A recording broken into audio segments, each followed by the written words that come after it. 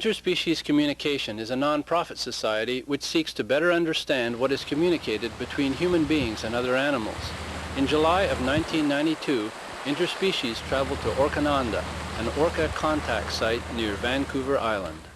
Here's the San Juan Islands, Friday Harbor located here, and Vancouver Island, and the Inside Passage up this way.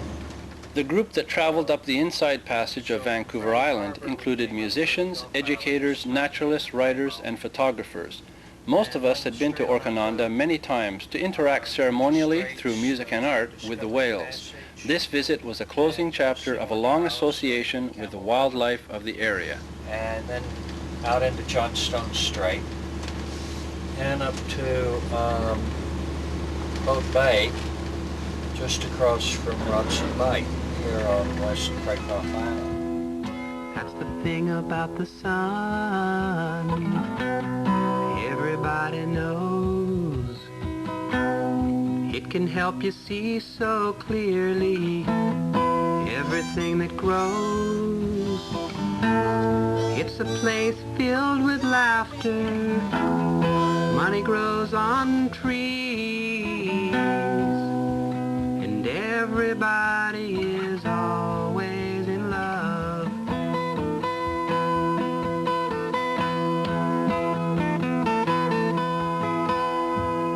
That's the thing about the moon, when you need a change, need a lot of room, or when you're feeling kind of strange, need a place filled with laughter, and money grows on trees, and everybody is always in love.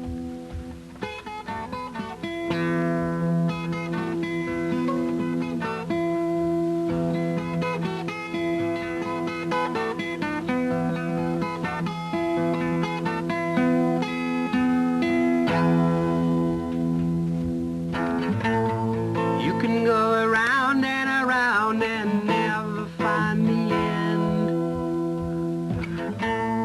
If you go around and around, you might not land back on your feet again.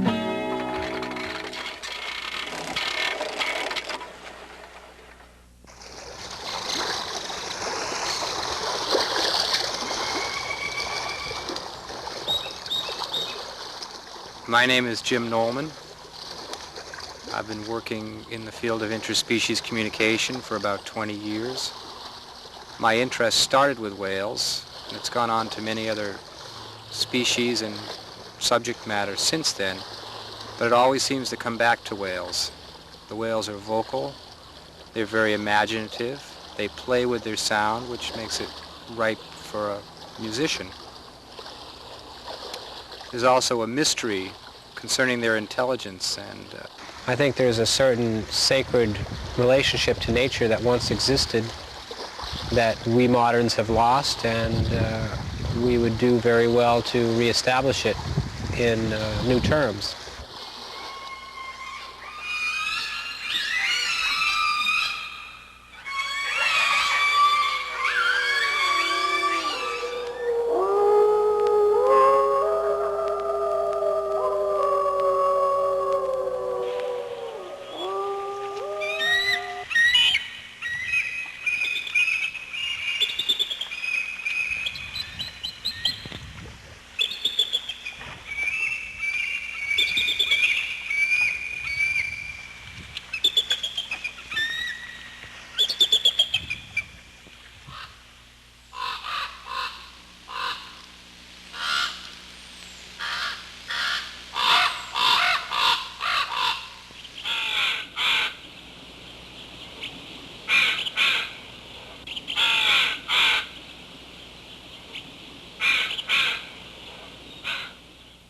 The group camping together was always one that valued the spirit of community, a focus of great importance to me. This may be the last time we're actually going to come to this spot.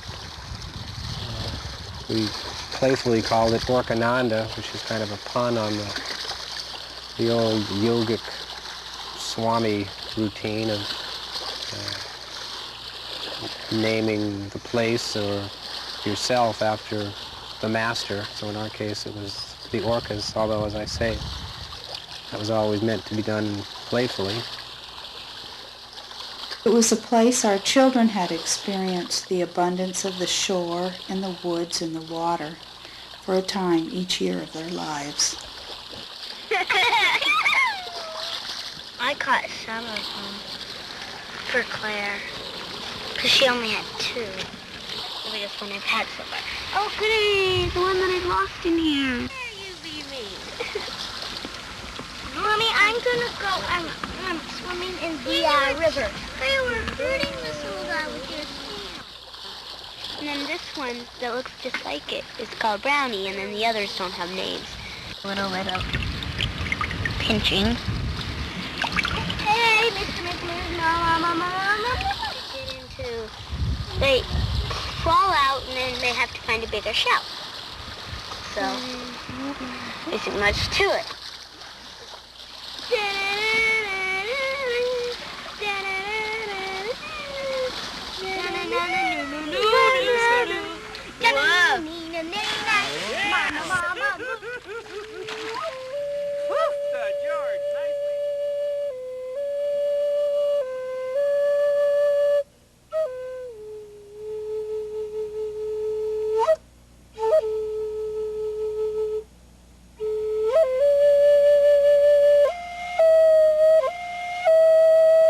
Well, my idea was that at the time that I was looking for a Native American flute, I was working with songbirds to supplement my wildlife slideshow.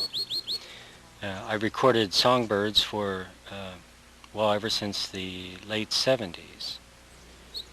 And then with the editing of that, put together a pretty good soundtrack for the slideshow. And to supplement that music, the natural music of the woods, I wanted to use the melodies that I hear in songbirds and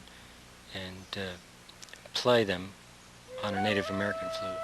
Jean Grichel draws his musical inspiration from the raptors and songbirds of North and Central America. He developed a feeling for the flight and plight of the winged creatures during his 6 years as an avid skydiver. He has released a collection of flute and bird melodies called Hawkeye's Dreaming. It's the oldest way to make music.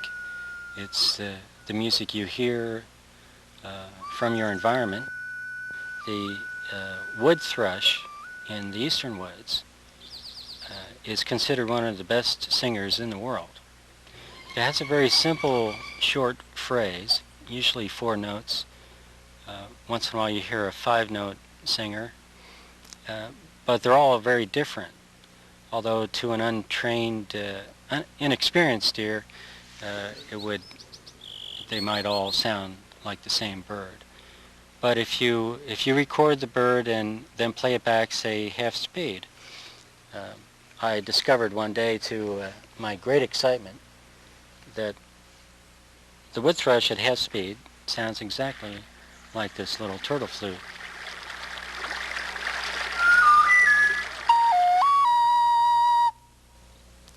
Just that simple, and but you don't have to keep it simple, and so I expand on that, and the bird has a long rest between phrases, and it gives me time to do some variation on that before he comes in again. And in the woods with the thrushes, sometimes they'll get a little excited with the flute music and respond to me. So in that long rest, I might add a little bit to it that would go like this.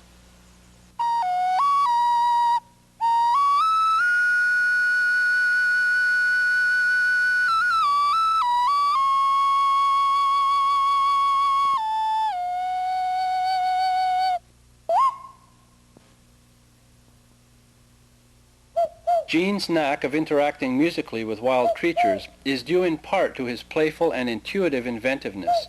He is always eager to experiment and under a variety of circumstances. As we shall see later, this consistency in approach to his craft can bring unexpected results. I'm a writer. I've written 2 books, Dolphin Dreamtime and Spiritual Ecology. The thing that interests me in my writing is the interface between human beings and nature.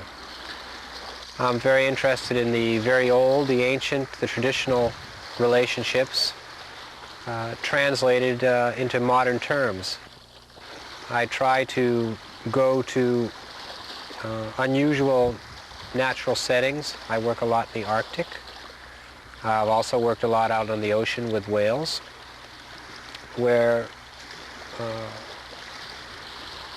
I can more likely count on some intense kernel of a story to come out of the day-to-day life. At the place I'm sitting right now, 4 days ago, a woman was mauled by a mountain lion.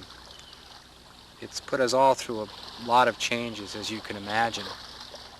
Just try to imagine what it must be like to realize that there's a creature that may kill you, but at the same time we're trying to come to terms with the idea that other creatures in nature are sacred beings.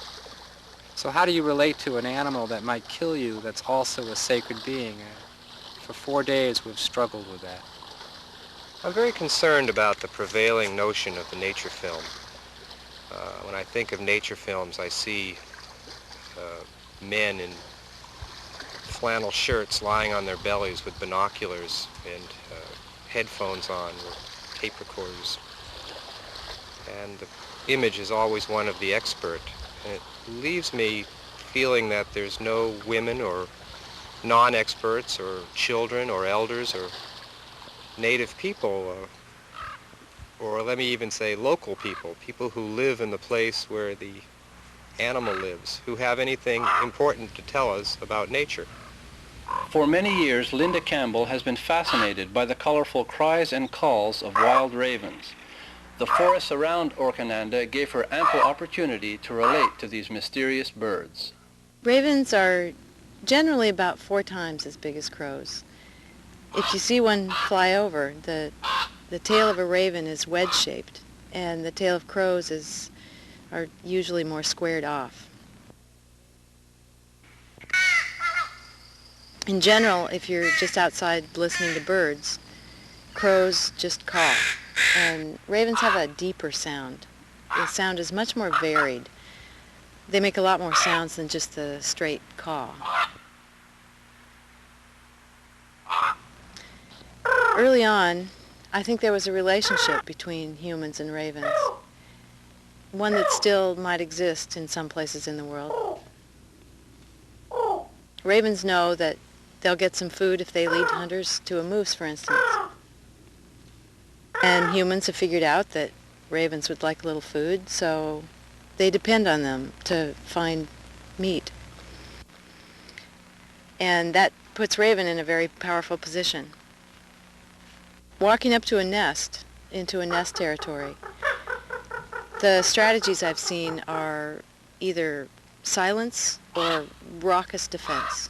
It's very forceful and fast and repeated harsh caws.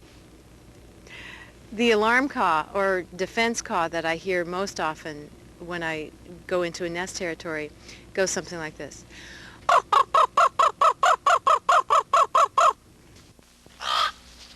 Young ravens pretty much just scream for food for a long time, all summer in fact, after they've fledged.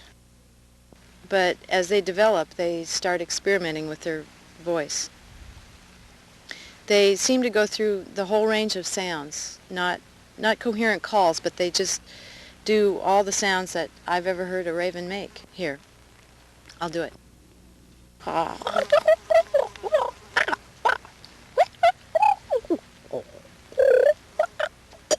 I think when there's synchronistic flying going on and barrel rolls and and just fooling around. It could be showing off, or, you know, making a bid for a mate, or it could just be pure enjoyment. I think they play with the air, and they play together. They love a strong wind, I think. I've seen them playing in the updrafts near cliffs where they'll hang with it and just drop straight down and zoom up again on the other side. They play with waves of air like dolphins play with waves of water. We were noticing in 1989 that the whales were visiting the area less frequently. And it was less frequent than in 1988, and in 1988 was less than 1987. I've sensed that the whales are quieter this year. It could be caused by the amount of increased boat traffic. The area where the whales live had turned from a wilderness fjord into a highway that connects the United States to Alaska. And even though we always felt that what we were doing here was pretty benign, which was simply letting the whales come to us if they were interested, we also had the sense that maybe any sound in the water was part of the problem. When I first came here in the 1970s, it seemed that there were several other people also working in the area interested in the possibility of communicating with the whales, but as the years passed, one by one, people dropped out of that interest, and now we're the only ones left. Seems like the whales seem to have lost their interest as well. It makes me a little sad to think that potential may be lost forever.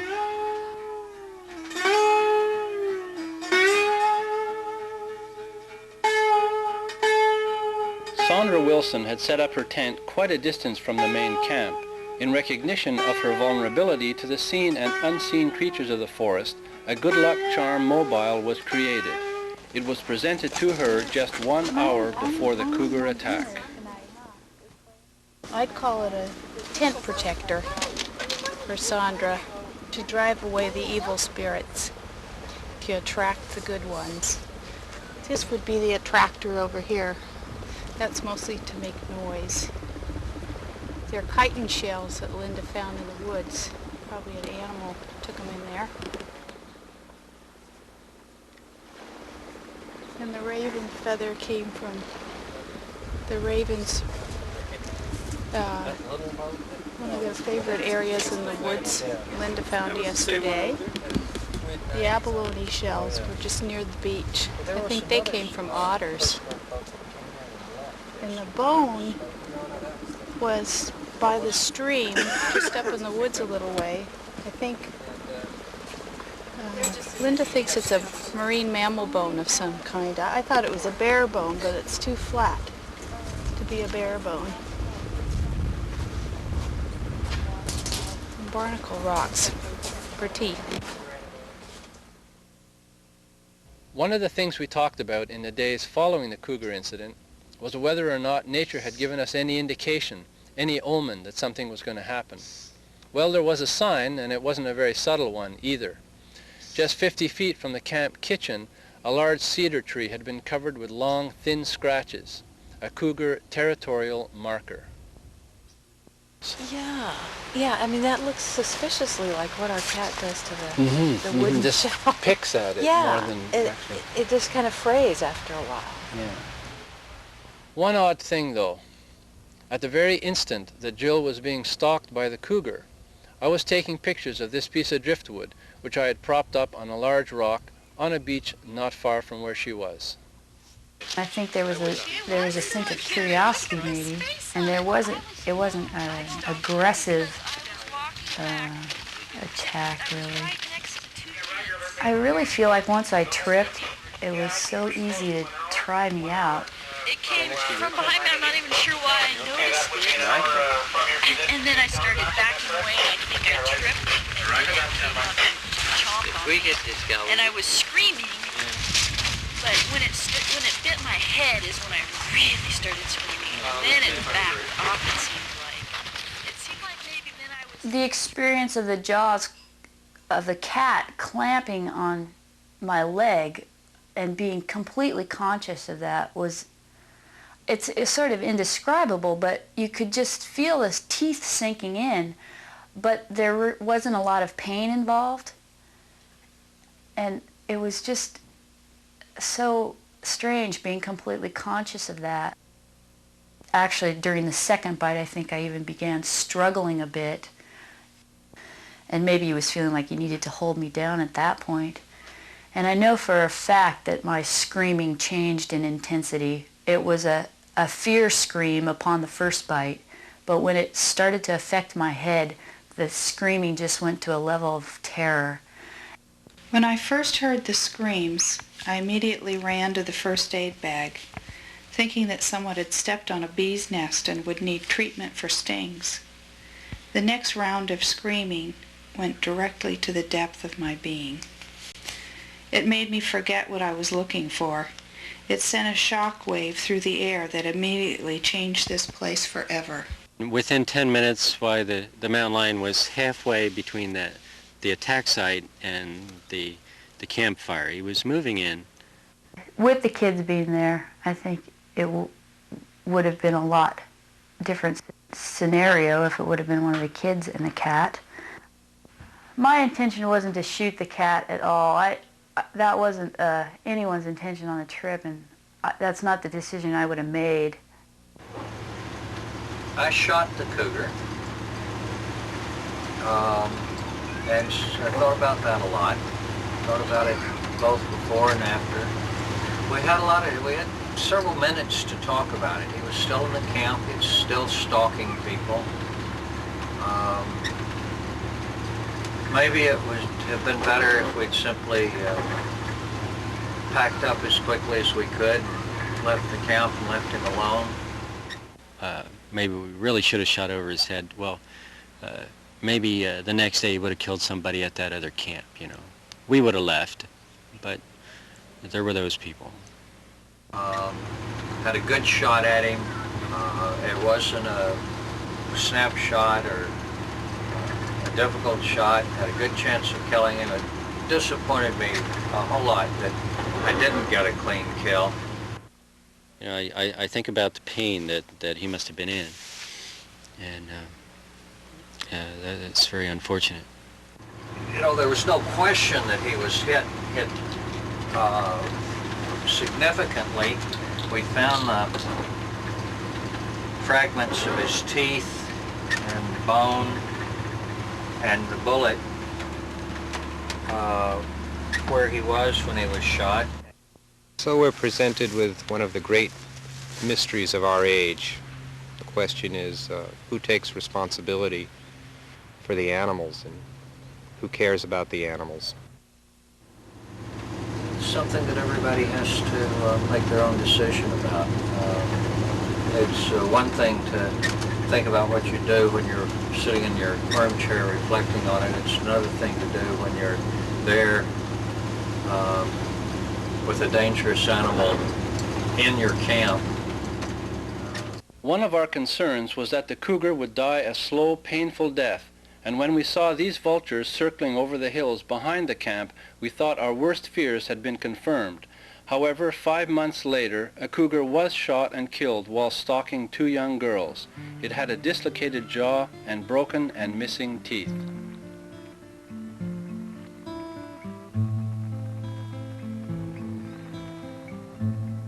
The dolphin jumping high in the sea,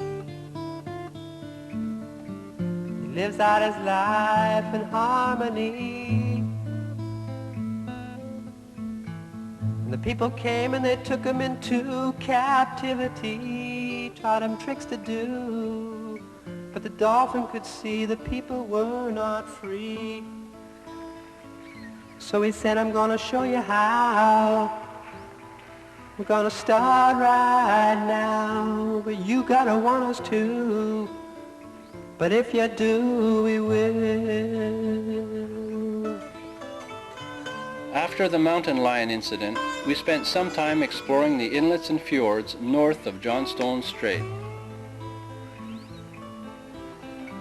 The dolphin always looked the people in the eye. and broke the water, said, look, I can show you how to fly. And I can stop breathing anytime, I'll show you how to die. Hey, you people, this is a very easy thing to do. And I'm gonna show you how. We got to start right now. You got to want us to, but if you do, we will. We're at Echo Bay, and nearby there is an island called Insect Island. There was a teepee there. When I saw it, I thought, well, let's go in there and play the flute a little bit. After about 2 minutes of playing, I came out, and suddenly wolves started to sing. It's quite exciting.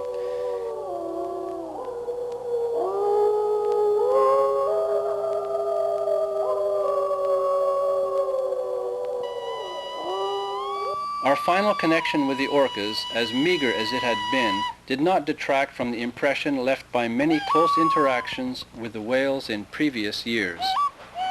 The orcas around here sound like Charlie Parker playing bebop on the saxophone, and it always seemed a ripe ground for improvising musicians to try to interface with.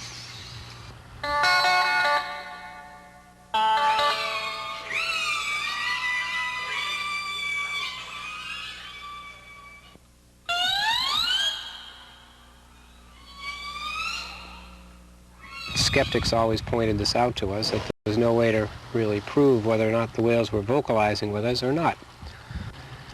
And because humans were usually working on some level of simulation of whale sounds, it could become very difficult to tell what was what.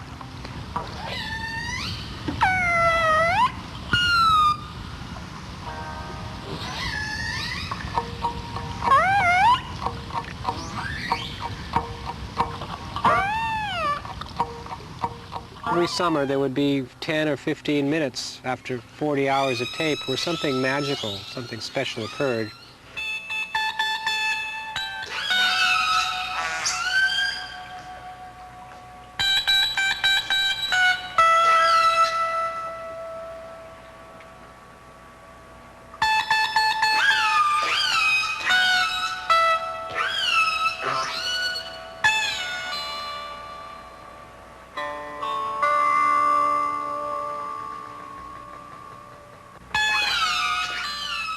They are definitely magical. Sitting in the boat, hearing a whale respond to a call or a song from a human, and sensing some sort of understanding, some completely conscious connection between us, is the strongest evidence of that magic for me.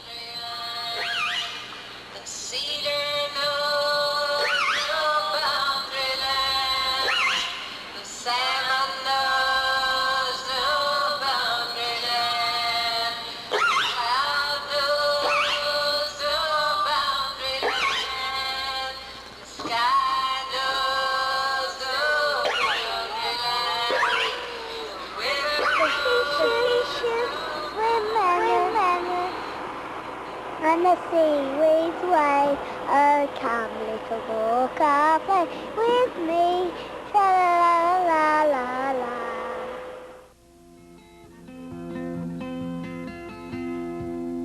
That's the thing about the sun, everybody knows.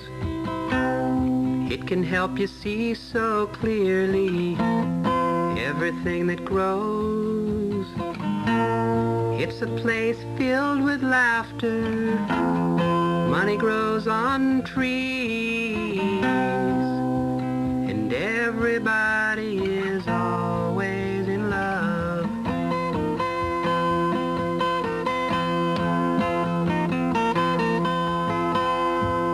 That's the thing about the moon, when you need a change, need a lot of room, or when you're feeling kind of strange, need a place filled with laughter and Money grows on trees, and everybody is